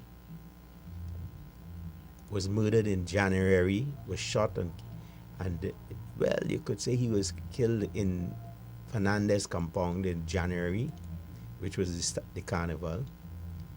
And in the same year, the July, his daughter was raped and murdered in Westmoreland. Wow. Candice Carrington Scott. Dr. Carrington, until that point, was a strong, smiling, happy person who had assisted hundreds across Trinidad and Tobago. I would let you know that he attended to me from the age of 3 years until he became incapable of helping anybody. He delivered all my children, looked after them, and so on and so forth. That's the kind of man I'm talking about. But when his daughter was raped and killed, it is almost as if he lost all desires to live. I could understand that. And so I have in this book, Letters to My Granddaughters, written on letter 7 to them, telling them, honorable doctor murdered, and I gave this story in great detail. Well, there are some people trying to get through to me, so the lines are open. You can call us now at 622-3937. Stormin, you can line up the phone line for us, and let's take your calls. So, Mr. Lee Singh, 622-3937. Let's take our first call. Yes. Good morning to you. Good morning. Good morning. Hello. Morning. Hello. Good morning. Don't put it on the inside now. Yep. Morning. Yes, we're hearing you. Good morning. Okay. Yes. I'm calling to the free book. You have to answer a question, though, Mr. Lisa. Sure, You wanna?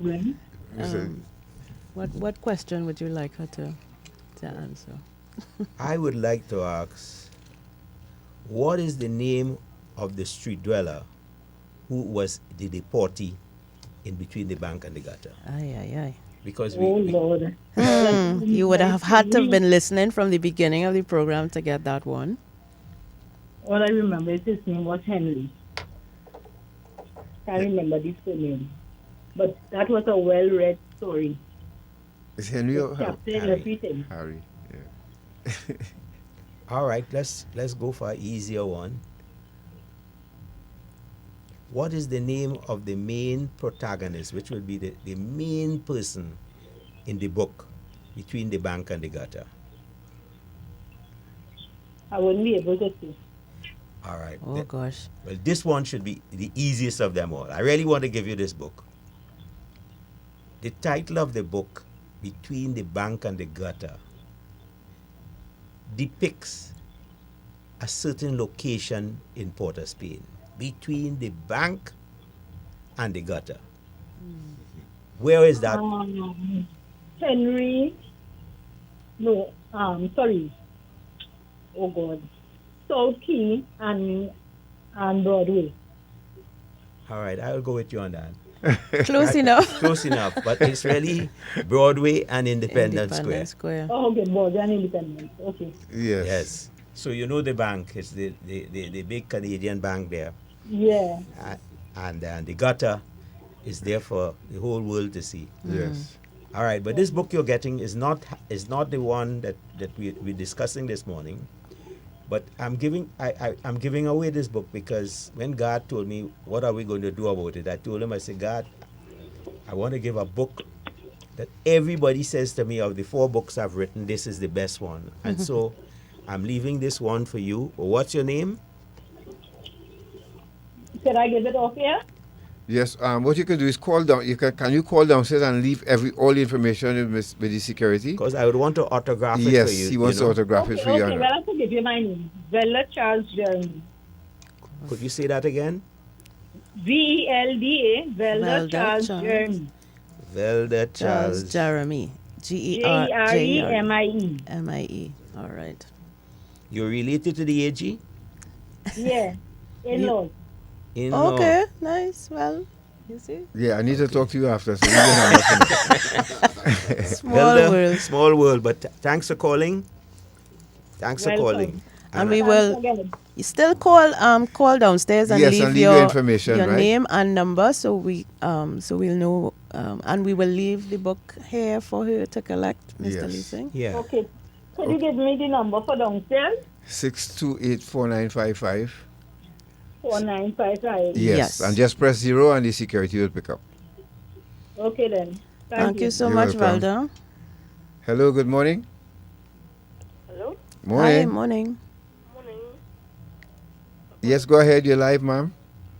I'm calling for the free book. Oh, Well, gosh. somebody just... There's only one book you have. I'm feeling... Oh, God, I'm feeling so sorry. I could give away mine, Mr. Lisa. No. That I don't know. No. This one autograph, so I can't give it away. No. How much for one of these books, right? If And somebody where wants can to people purchase? $1.99. Where can they get it? You can get it at home stores, Bartaria, and all right. See this lady. Chabonas. Absolutely, Miss Lady. You just take the question, and Mr. Leasing will ask her a question, and we will buy the book for you. Right? So, Mr. Leasing, give her a question Papa, here. Over here. She wants to get her book. Look how he putting us in expense. Yes, Oh, boy. but Your call. I didn't. Yeah. All right. What is the name? Caller, you listening, right? Yeah. Go ahead. Of the main protagonist in the book, because we talked about that. Me? Yes. Yes. Who's the main protagonist The in the main book? character in the book.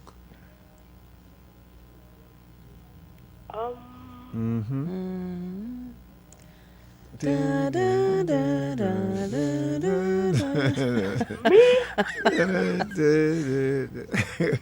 All right, caller. Sorry about that. Thank you very much for calling, though.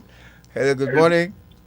Good morning, Mr. Leasing. Good morning, Gat and Natasha. Morning. Good morning, sir. Gentlemen and good ladies, the question of homelessness in a society is a universal plague. I certainly believe to myself, having observed societies all over the world, is that what government ought to do is to buttress NGOs, give them the help that they need in order to keep up vigilance so that you can mitigate the amount of homeless that you have in society. Because we must remember, Mr. Leasing, that we are still talking about an individual's human rights and a desire to be free. Yes. Right now, I wish if somebody can free Olive Green Jack. So at the end of the day, that is exceedingly important, the individual rights to be free. I think we need to buttress all NGOs who work with them, give them the amount of help they need in order to mitigate it. Last question, Mr. Leasing, as I have you here.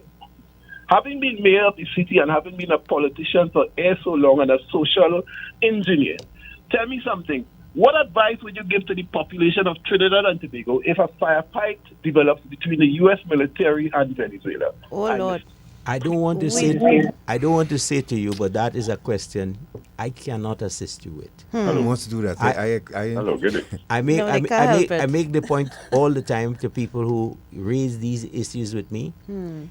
There is absolutely nothing the ordinary little man, and I am a little man in this country, can do to influence either left or right anything that is likely to happen in the United States of America, in Russia, in England, nor in Port of Spain.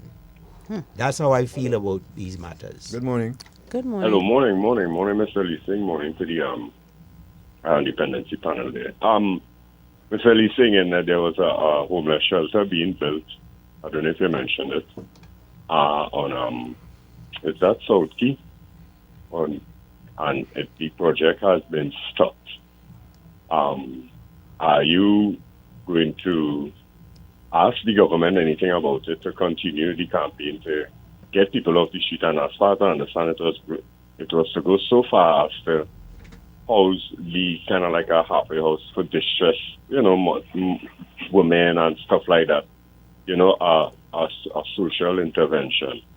So I just wanted, and in light also too of the shutting down of all the developmental programs, which could have helped out aided in people who don't have the means to get employment.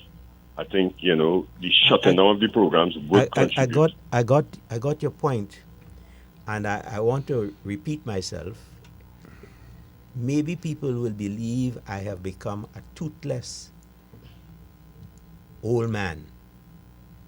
But the truth is, the questions you're asking about government programs and projects, I simply am not in a position to say left nor right on these programs. I certainly would hope that the government that has come in with a huge mandate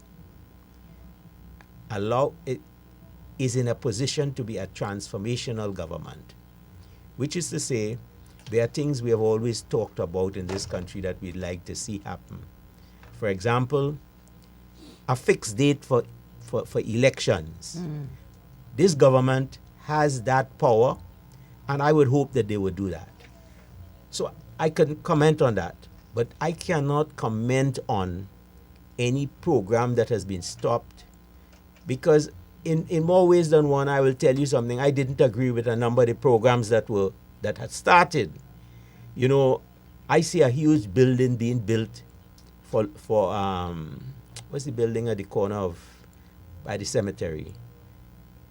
La Perouse, I think that is a ministry headquarters. I think it's social development. Social development. Why in this day and age would you want a huge multi-storied building for a social development ministry? If COVID has taught me one thing, is that I don't need no big buildings, and especially for social development. That is something that has to be on the ground, spread across the landscape. Decentralized. And so I could talk about that, but don't ask me to talk about whether they should stop this program or stop that program. I will hope that this government will restore this country to the Trinity, which is to say, it will be a place of prosperity, peace, tolerance, discipline, productivity, but I underscore again, prosperity. We need to find a way back to the prosperity that allowed us to become who we are. We have become something different. And so, I don't want to tell you, but we're groping in the dark, very much like the characters in my book. Mr. Lee Singh, another call? Yes, but I would like to ask, do you believe that housing, accommodation, shelter is a fundamental human right? It is, and it must be a priority. But the question is, over the years in this country, we have given multiple houses to one or two individuals sometimes. I'm saying to you, this thing called housing, I am not convinced that we have ever found the right formula for, first of all, the construction of the housing, secondly, the distribution of the housing, and thirdly, the management of the housing. My feeling is... We have somebody holding for you. Yeah. Sorry. Yeah, no, go I'm ahead. Tommen. Hello, good morning. Morning. Morning.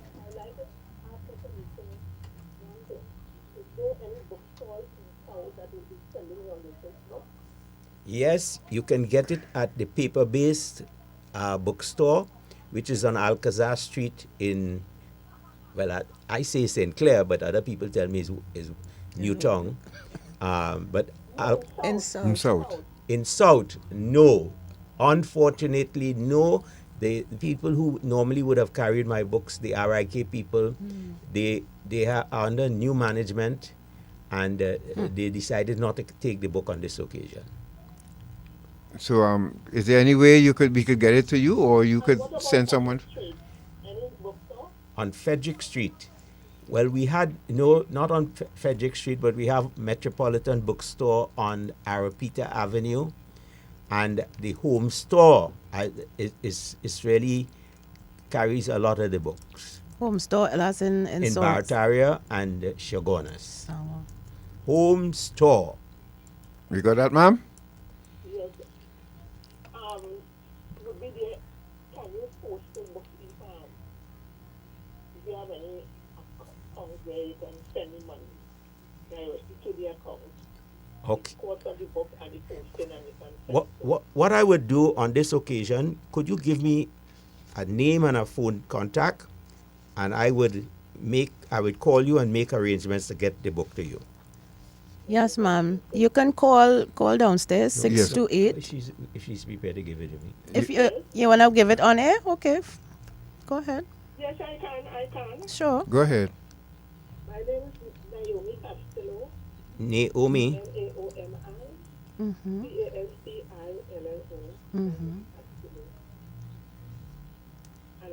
And my phone number is 297-9845. All right. Ms. Castillo, thank you so much. Thank you. For listening. Thank you so much. He's writing it down now, so he will get in touch. I will be in touch with you, Ms. Castillo, and I'm delighted to make that arrangement. Okay, thank you. Okay. You're welcome. Right, we take one more. Hello, good morning. All right, sorry about that. Hello, morning. Hello. Good morning to St. Clair. Morning. Yes, sir. Morning. Mr. Lee Singh, congrats and not respect on your book, which focuses on the homeless, drug addiction problem that is that has befallen our nation. It's a good book. I hope that people will buy it and will do some investigation. And all the homeboys in 6th Avenue, Malibataria, are so proud of you. Take your home. God bless. All right, boss. Thanks a lot. I don't know who that is. I didn't make out the voice. But if you say 6th Avenue, Malik Barataria, you are indeed a homeboy. Thanks for calling. Final closing remarks from you, Mr. Lee Singh. Wow. You know, Gat, in this book, I have a character called Kalaus. Kalaus is really a combination of Carlton and louse is because everybody thought he was a louse. You know when they say a louse, you don't ever put your hand in your pocket and what have you. And there's a lovely bit of writing here about Kalaus. And I just want to give you a snippet so that people will understand that the book has in itself some good history. No, you could talk to Tony about this extra minute you're taking. No, not Tony. I won't worry about Tony. The police, hear me, lawbreakers, which was led by an equally battle-ready leader called Whitey, learned early of the planned revenge of the San Juan gang, contemplated for Kalaus, and encouraged him to go into hiding. Carlos spent the next 6 months in a village on the north coast of Trinidad, where he kept his ears to the ground and his eyes open just in case one of ghost spies spotted him. During the 6 months, he got the scare of his life. During the 6th month, he got the scare of his life as he sat fishing off the district's jetty. He spotted one of the men from the Samo gang sitting a short distance away drinking with 2 other men. Carlos turned white when he realized that all 3 men carried racist scars on their right cheeks, which was his calling card and the reason his life turned upside down over the last half of a year. So that just gives you but it is really a most interesting chapter in the book. Carlos's entry into being not somebody on the street, but close to be on the street. Okay. Yeah. Well, folks, that's where we have to leave it for today on Iron Dependency. We thank Mr. Lee Singh, Natasha. Yes, a forgive me, huge thanks to Louis Lee Singh for being with us today and for a brutally honest look at the realities of homelessness in Port of Spain. His book, Between the Bank and the Gutter, is out now, and we encourage you to read it and keep this conversation going. And as a reminder as to where it's available at the Metropolitan Bookstore on Arapita Avenue, the paper-based bookstore, Alcazar Street, St. Clair, and the home store, 6th Avenue, Barataria, and Pennywise Plaza, Shoguanas. And thank you to everyone listening, commenting, and sharing your own experiences. The issue doesn't end when we leave the studio. Real lives are at stake. The Freedom Interrupted series, which comes to a close next month, we will keep airing those Free the Slaves PSAs throughout the 16 Days of Activism, which is from the 25th of November to the 10th of December. So let's stay engaged, stay informed, and refuse to look away. And we thank the Ministry of Homeland Security and Counter Trafficking Unit for making this program possible. And we'll be back next Sunday, God's willing, at 10 a.m. right here on Iron Dependency. Until then, take care of yourselves and each other. Have a very safe week, and have a good afternoon. Unknown.